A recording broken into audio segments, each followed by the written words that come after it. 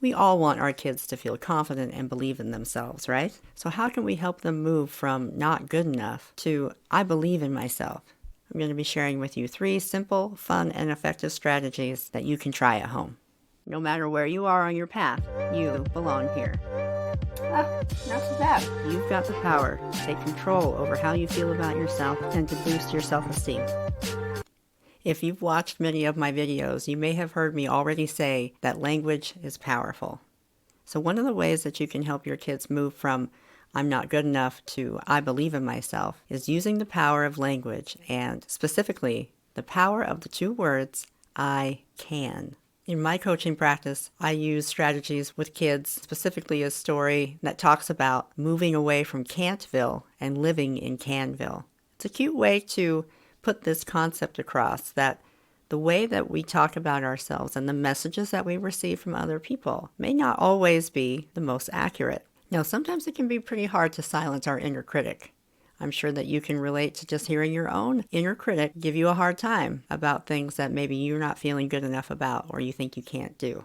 Years ago, I worked for a boss that was really no other way to say it. They were just mean. They would go out of their way to belittle, intensely criticize, and cut people down way beyond what was required. And over time, whenever my inner critic voice would get going, it would actually be in the tone of that former boss that I had. And at one point I was taking a personal development course, and one of the lessons was to name your inner critic. And I thought, I've got the perfect name for that critical voice inside my head.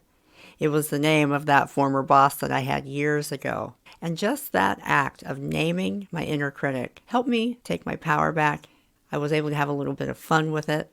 And whenever that voice started going in my head, I could say, oh, be quiet, so-and-so. When you see them criticizing themselves too much, like, I'm never going to get this math problem, or I'm just too stupid, or this is too hard, I can't do it. Take the opportunity and say, man, that seems like your inner critic is working overtime. Why don't we do something to help you get that power back? Let's name it. Have some fun with this. Brainstorm. Maybe there's somebody in their life that just isn't nice. Encourage them to name their inner critic that name. And as a way to continue to build connection and trust with your kid, you do the exercise right with them. Let them have some fun with you, seeing you do the same thing. Recognizing when that negative voice starts up in their head and teaching them that they have the power to reframe it and take control over that builds up their ability to believe in themselves and that they are capable to handle challenges that come their way.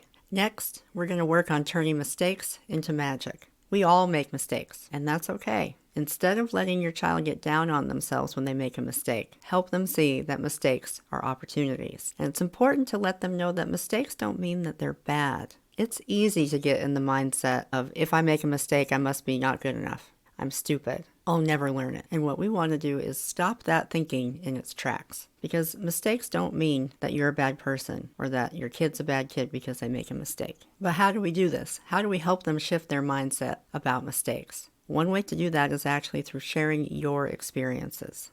Be honest and be truthful with them about your struggles, times that you've made mistakes, because you want to make sure that they know they don't have to have it all figured out, that you don't have it all figured out. This is everybody's first time on this planet, and we got to give each other some grace and patience when it comes to figuring out new things, going through new experiences, trying different stuff. Honesty and openness are keys to building connection and trust with your child. Pretending like you've got it all figured out and you don't struggle, that's not necessarily honest, is it? By being open and a bit vulnerable with your kids and talking to them about daily challenges is actually a good thing. Because if they never see you struggle, if they never see you talk openly with them about, man, that was a really hard day at work today, I made a big mistake, then that can actually implant the seed that something is wrong with them if they're struggling, if they're making mistakes, if they don't see an accurate representation of that in their lives. So, the next time they make a mistake, or the next time you do, ask your kid an open-ended question, or share with them your answer to this question. What did you learn from that experience? And by asking them that type of open-ended question, you can work together to find solutions to prevent that same mistake from happening again. By doing that exercise together, it's building resilience for the both of you and teaches your kid to learn from the setbacks they may encounter. And finally, give your kid some control. Let them make some decisions. Empower them with choices and responsibility.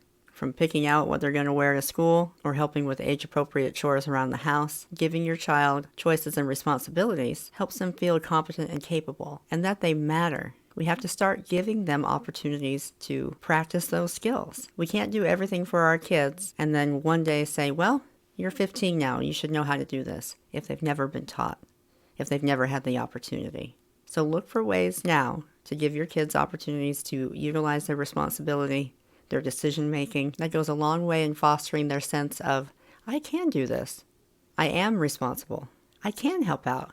I can contribute. I am important. And here's a bonus tip. Make things fun. Play games or do activities that allow your child to discover their strengths and talents. The key is to create a positive and encouraging environment where they feel comfortable to express their unique abilities. Thanks so much for tuning in. I hope you found these tips to be of interest to you. Be sure you hit that like and subscribe button so you don't miss out on any of the content, and share this with other parents you think might enjoy it. If you'd like to find out more about the coaching programs that I have, links to all of that are down in the description. Thanks for tuning in.